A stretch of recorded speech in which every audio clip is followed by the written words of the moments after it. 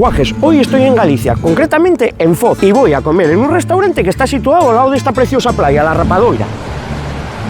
Un restaurante con un comedor amplio y una gran terraza, perfecta para comer con vistas al Cantábrico. Nosotros nos tiramos de cabeza al menú de arroz caldoso, con bogavante, o bugre, como decimos en Asturias, para 2 personas. De entrante venían rabes de sepia con alioli, pero nos comentaron que podíamos cambiarlo por pastel de cabracho. Un pastel de sabor potente, textura suave y muy rico, la verdad. Se viene el protagonista, arroz caldoso con bogavante, el grano en su punto, ni sopa ni cemento armado. Y el bichu, no sé si del Cantábrico, del Caribe o de Mordor, pero estaba de escándalo, con sabor, con cuerpo y bien cargadín. Y ahora vienen los postres caseros. Primero una tarta de la abuela, rica de verdad, pero esa nata de encima era más falsa que los abrazos de un político en plena campaña. Y para rematar la jugada, una tarta de queso. ¿Y qué queréis que os diga? Más sosa que una fabada sin compango. Y el total de la comida fue de 70 euros para 2 personas en el Asador La Quinta, en Foz, Galicia. Eso sí, el pan no estaba incluido en el menú.